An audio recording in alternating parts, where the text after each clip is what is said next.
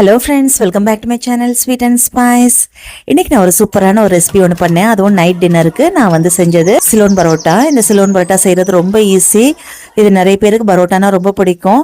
நம்ம அதுக்கு செய்கிறது ரொம்ப கஷ்டம் அப்படின்றனாலே நம்ம வெளியில் வாங்கி சாப்பிடுவோம். நான் இன்றைக்கி ஈஸியான முறையில் நான் செஞ்சுருக்கிறேன். அதுவும் முட்டை கிரேவியோடு செஞ்சுருக்கிறேன். வாங்க இந்த ஈஸியான ஸ்டெப்ஸோடு நான் உங்களுக்கு எப்படி செஞ்சேன் அப்படின்றத சொல்கிறேன். நீங்களும் அதே மாதிரி செய்யுங்க. நான் இந்த பரோட்டா செய்கிறதுக்கு 600 கிராமில் மைதா மாவு எடுத்துருக்கிறேன். மைதா மாவை நல்லா சலிச்சுட்டு தான் எடுத்துருக்கிறேன். இதுக்கு நான் தேவையான அளவு உப்பையும் போட்டுக்கிறேன். நல்லா மிக்ஸ் பண்ணி விட்டுருவோம். உப்பு வந்து எல்லா பக்கமும் இதாகிற மாதிரி மிக்ஸ் ஆகிற மாதிரி. இதுக்கு நார்மல் தண்ணியில் நம்ம ரொட்டிக்கு எப்படி பிசைவோமோ அதே மாதிரி நம்ம தண்ணி ஊற்றி பிசைஞ்சுக்குவோம். கொஞ்சம் கொஞ்சமாக தண்ணி ஊற்றி பிசைஞ்சுக்குவோம். ஒரேடியாக ஊற்ற வேண்டாம். நல்லா மிக்ஸ் பண்ணிக்கோங்க. சப்பாத்தியை விட கொஞ்சம் லூஸாக இருக்கணும், அவ்வளோதான் பரோட்டாக்கு. நான் எப்பொழுதுமே பரோட்டாவுக்கு வந்து இந்த சர்க்கரை போடுறது மற்றது முட்டை போடுறது இதெல்லாம் நான் செய்ய மாட்டேன். சும்மா நார்மலாக நம்ம இப்படி செஞ்சாலே நமக்கு சூப்பராக வரும். அதனால் நான் எப்பொழுதுமே இந்த மாதிரி தான் நான் செய்வேன். நீங்கள் இதே மாதிரி நீங்கள் செஞ்சு பாருங்கள். நீங்களும் சொல்லுவீங்க நல்லா இருக்குது அப்படின்னு சொல்லிட்டு. நல்லா மிக்ஸ் பண்ணிக்கோங்க. நல்லா இந்த எல்லா பக்கமும் தண்ணி படுற மாதிரி மாவை நல்லா பிசைஞ்சு எடுத்துக்கோங்க.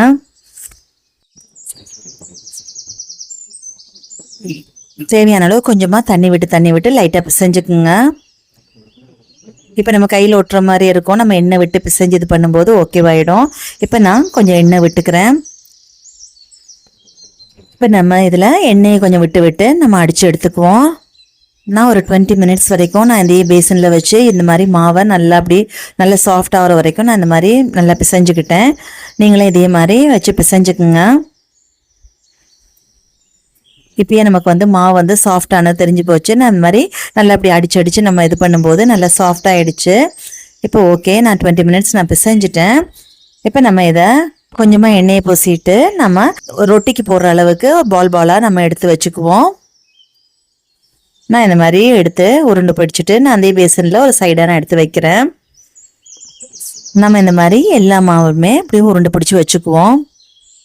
நம்ம இப்படி உருண்டை பிடிச்சிட்டு நம்ம இது ஒரு மணி நேரம் போல் நான் ஊற வச்சுருவேன். அப்போ இன்னும் சாஃப்ட் ஆகிடும். இப்பயே நல்லா சாஃப்ட் ஆகிடுச்சு. இந்த மாதிரி நீங்கள் இப்போ செஞ்சீங்கன்னா உங்களுக்கும் நல்லா சாஃப்டாக இருக்கும். நீங்கள் செஞ்சு பாருங்கள். நீங்கள் போய் இனிமேல் கடையில் வாங்க மாட்டீங்க. இந்த பரோட்டா நம்மளே வீட்டில் ஈஸியாகவே செஞ்சிடலாம். நம்ம இவ்வளோ நேரம் அடித்ததுக்கு நீங்கள் 1 hour வைக்கணும்னு கூட அவசியம் இல்லை. ஒரு 1/2 hour ஊறிச்சுன்னா கூட போதும். நான் இந்த மாதிரி எல்லாத்தையுமே பால் பிடிச்சிட்டு உங்களுக்கு காட்டுறேன். இந்த பாருங்கள், எல்லாமே பால் பிடிச்சாச்சு. அதுக்கு மேலே கொஞ்சமாக எண்ணெயை கொஞ்சம் லைட்டாக தடவிட்டு நான் அதை அப்படியே ஓரமாக வச்சுருவேன், மூடியை போட்டு. இப்போ நான் முட்டை கிரேவி பண்ணுறதுக்கு 5 முட்டையை எடுத்து நான் வச்சுக்கிறேன். கொஞ்சமாக கல்லுப்பையும் போட்டு வச்சுக்கிறேன். நீங்கள் கல்லுப்பு போட்டு வச்சிங்கன்னா முட்டை உடைக்கிறது ரொம்ப ஈஸியாக இருக்கும். அது வந்து முட்டையோட ஒட்டிகிட்டு இருக்காது, ஈஸியாக கலண்டுரும். அதனால தான் நம்ம உப்பு போட்டு அவிக்கிறது. இப்போ நம்ம முட்டை கிரேவி பண்ணுறதுக்கு ஒரு சட்டி எடுத்து நான் வச்சுக்கிட்டேன்.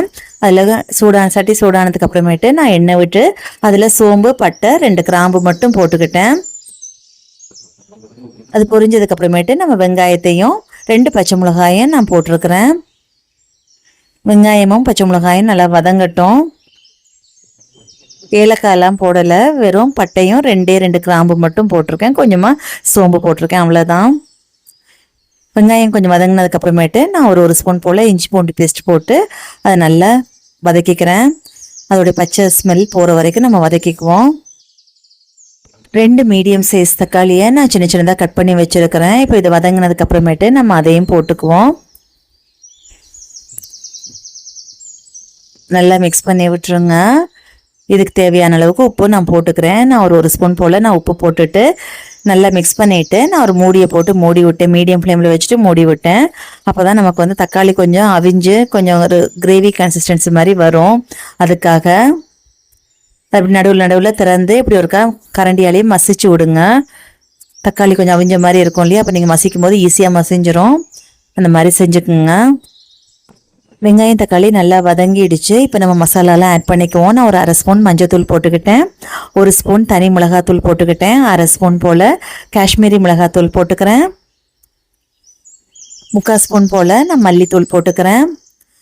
1/2 ஸ்பூன் போல் கரம் மசாலா போட்டுக்கிறேன். ஒரு 1/2 ஸ்பூன் போல் சீரகத்தூளும் போட்டுக்கிறேன்.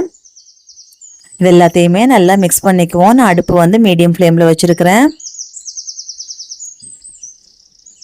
நல்லா மிக்ஸ் பண்ணி விட்டுருங்க. நம்ம ஏற்கனவே உப்பு போட்டிருக்கோம், அதனால் உப்பு இப்போ போட வேண்டாம்.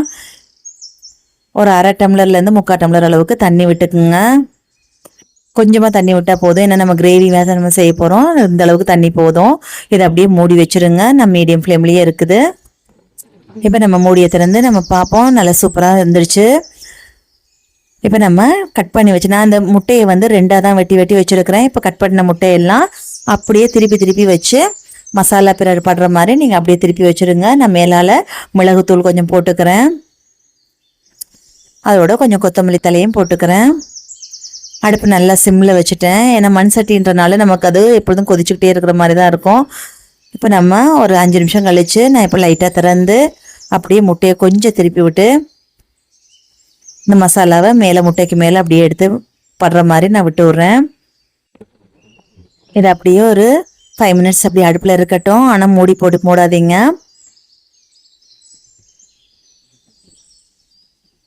நல்லா சூப்பராக வந்துடுச்சு கிரேவி.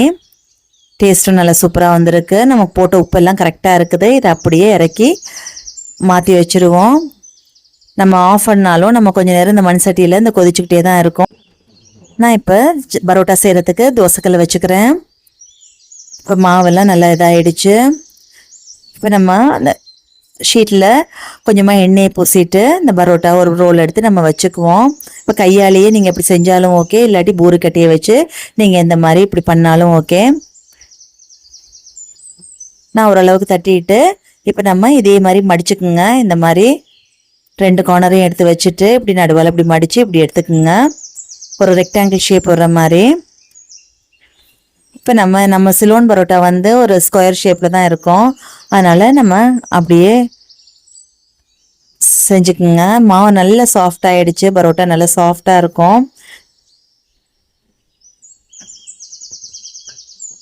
இந்த மாதிரி நம்ம தட்டிக்குவோம்.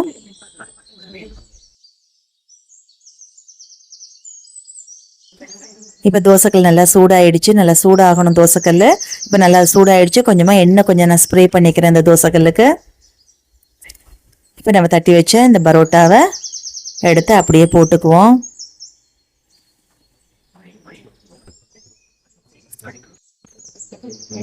ஃபஸ்ட்டு நம்ம செய்கிற பரோட்டா தான் கொஞ்சம் லேட்டாக இருக்கும். அப்புறமேட்டு கல் சூடாக நமக்கு டக்கு டக்குன்னு ரெடி ஆகிடும். நடுவில் ஒரு திருப்பி போட்டுக்குங்க. நம்ம அடுத்ததை அதுக்குள்ளே நம்ம செஞ்சு ரெடியாக வச்சுருவோம். இந்த மாதிரி நல்லா தேய்ச்சிக்குங்க. தேய்ச்சிட்டு அதை மடிக்கணும். மடிக்கிறதுல தான் இருக்குது. ஒரு கார்னர் தூக்கி இந்த மாதிரி வச்சுட்டு அடுத்த கார்னரை வச்சுட்டு அப்படியே 2 பக்கத்துலேயும் அந்த 2 கார்னரையும் எடுத்து நீங்கள் சென்டராக வைக்கணும். இப்போ அதே மாதிரி ஸ்கொயர் ஷேப்பில் நீங்கள் தேய்ச்சி வச்சுக்குங்க.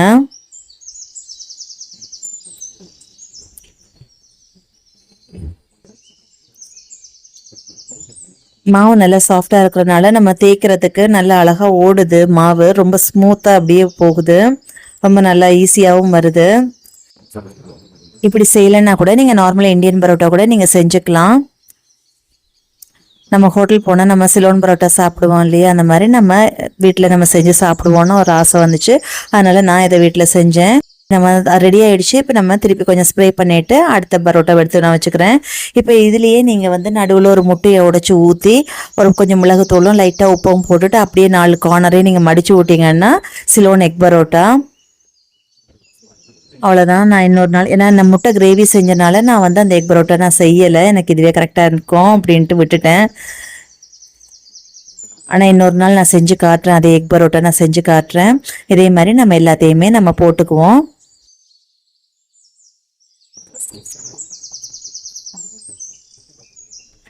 கார்னர்ஸில் உங்களுக்கு திக்காக இருக்குன்னு நீங்கள் ஃபீல் பண்ணிங்கன்னா கையால் கூட இந்த மாதிரி கொஞ்சம் அமர்த்தி விடுங்க. இப்போ நான் திருப்பி கொஞ்சம் ஸ்ப்ரே பண்ணிவிட்டு நம்ம 3வது பரோட்டாவே நான் போட்டுக்கிறேன். இப்போ நான் முதல்ல போட்ட இந்த 2 பரோட்டாவையும் எடுத்து வச்சு இந்த மாதிரி நம்ம அடிச்சுக்குவோம். பரோட்டாவுக்கு இப்படி அடித்தா தானே நமக்கு நல்லாயிருக்கும், லேயராக வரும். அந்த மாதிரி நான் அடிச்சுக்கிறேன். அடிச்சுட்டு நான் ஒரு டிஷ்யூ வச்சு அந்த இடத்த நான் க்ளீன் பண்ணிவிட்டு நான் திருப்பி அடுத்த பரோட்டாவை நான் போட்டுக்கிறேன். நான் ஒரு 2 பரோட்டா சேரும்போது நான் அந்த மாதிரி கார்னரை நல்லா அடித்து சூட்டோடு நீங்கள் அடிச்சிங்கன்னா தான் உங்களுக்கு அந்த லேயர்ஸ் வரும். அதனால் நான் சூட்டோடு நான் அப்படியே அடிச்சுக்கிறேன். நீங்களும் இதே மாதிரி செய்யுங்க. நம்ம இந்தியன் பரோட்டா இப்படி தானே செய்வோம். அந்த மாதிரி நல்ல மெல்லிசாக தேய்ச்சிட்டு அந்த மாதிரி மெதுவாக எடுத்து லேயராக வச்சுட்டு ஒரு ரவுண்டு இந்த மாதிரி தட்டி விடுவாங்க. நீங்கள் இந்த மாதிரியும் ட்ரை பண்ணி பாருங்கள்.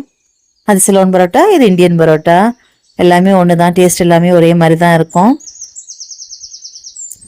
நான் ஒரே ஒரு இந்தியன் பரோட்டா போட்டு பார்த்தேன் எப்படி வருது அப்படின்ட்டு, அதுவும் நல்லா வந்துச்சு.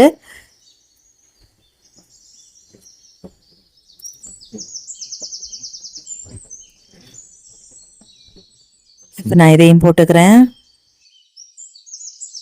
நார்மலாக இந்த பரோட்டா பிடிக்காதவங்க யாருமே இருக்க மாட்டாங்க. எல்லாருக்குமே ரொம்ப பிடிக்கும். குழந்தைங்கள்லேருந்து பெரியவங்க வரைக்கும் எல்லாருமே விரும்பி சாப்பிட்ற ஒரு சாப்பாடு தான் இந்த பரோட்டா. அவ்வளோ டேஸ்ட்டாக இருக்கும் இந்த பரோட்டா. அதே மாதிரி நமக்கு வந்து சைட் டிஷ் வந்து ரொம்ப சூப்பராக இருந்துச்சுன்னா இன்னும் நல்லாயிருக்கும். அதாவது சிக்கன் குழம்பு, மட்டன் குழம்பு, அந்த மாதிரி ஏதாவது நான்வெஜ்ஜில் இருந்துச்சுன்னா நமக்கு ஒரு 3 பரோட்டா சாப்பிட்ற இடத்துல 4-5 பரோட்டா கூட இறங்கும். அந்த மாதிரி இருக்கும். நான் திடீர்னு பிளான் பண்ணனால தான் என்னால் சிக்கன் எதுவுமே வாங்கி செய்ய முடியல. இல்லாட்டி கொஞ்சம் முன்னாடியே பிளான் பண்ணியிருந்தா நான் அதை செஞ்சுருப்பேன். சரி, அதனால் முட்டையை வச்சு நான் இன்றைக்கி ஓட்டிட்டேன். ஆனால் இன்னொரு நாள் நான் கண்டிப்பாக செய்யணும். சிக்கன் குழம்போ ஒன்று, மட்டன் குழம்போ ஏதோ ஒன்று வச்சு நான் சூப்பராக செஞ்சு சாப்பிடணுன்னு ஒரு ஆசை வந்துடுச்சு எனக்கு திடீர்னு. நான் இந்த மாதிரி எல்லா பரோட்டாவையும் நான் செஞ்சு உங்களுக்கு காட்டுறேன், எப்படி இருக்குன்னு பாருங்கள். நீங்களும் மறக்காமல் இதே மாதிரி செஞ்சு பாருங்கள். ரொம்ப ஈஸியாக தான் இருக்குது. இதே மாதிரி நம்ம இது மாதிரி தேய்ச்சிட்டு நீங்கள் அப்படியே போட்டுக்குங்க. நம்ம டக்குன்னு எல்லாத்தையும் இதே மாதிரி போட்டுக்குவோம். போட்டுட்டு நம்ம அதே மாதிரி சூட்டோடு இருக்கும்போதே மற்ற பரோட்டாவையும் எடுத்து அடிச்சு வச்சுருவோம். இதே மாதிரி நான் எல்லாத்தையுமே நான் செஞ்சுக்கிறேன். செஞ்சுட்டு நான் உங்களுக்கு காட்டுறேன்.